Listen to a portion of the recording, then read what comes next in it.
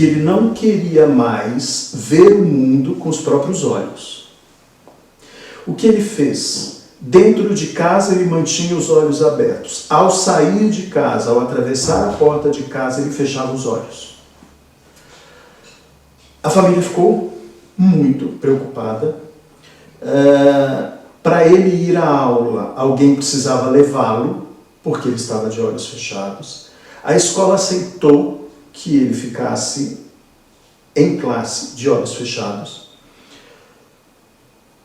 Ele pegava os cadernos dos amigos e, em casa, de olhos abertos, copiava a matéria. Ele foi fazer psicoterapia, então ele ia até a psicóloga, ficava lá sentado, de olhos fechados, e conversava com ela.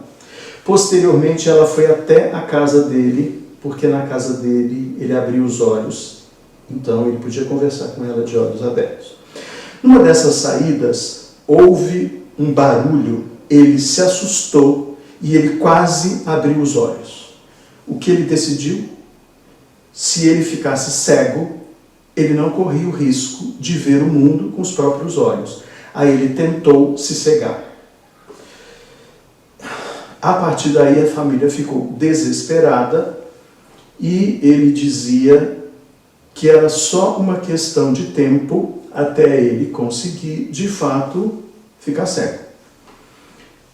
Ele não tomava banho sozinho, sempre tinha alguém com ele no banheiro, não trancava a porta ficava aberta, nenhum objeto perfurante em casa, nenhuma substância que ele pudesse usar nos olhos.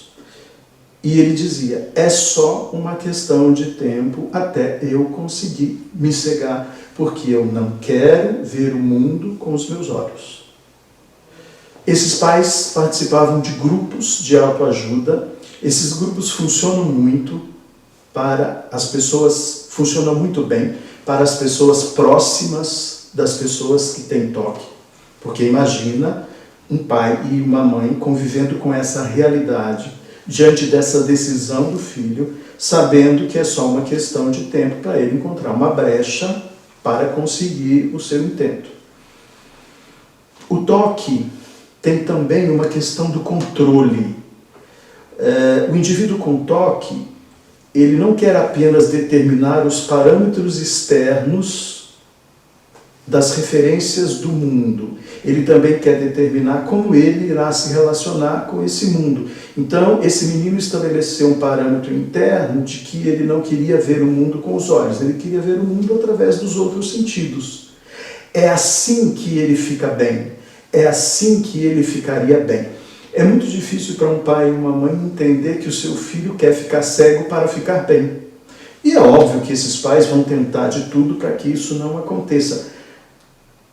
Mas ele repetia, e de fato, do ponto de vista do toque, é assim mesmo. Eu só ficarei bem quando eu puder não ver o mundo com os meus olhos.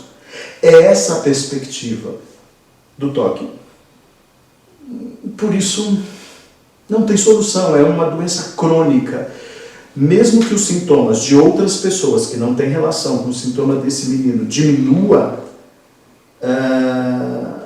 a vigilância também será permanente e os traços obsessivo-compulsivos sempre farão parte da vida dessa pessoa.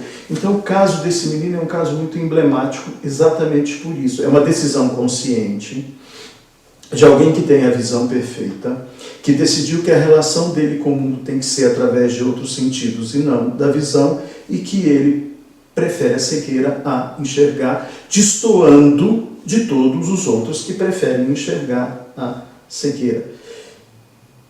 E que isso é o melhor para ele, do ponto de vista dele.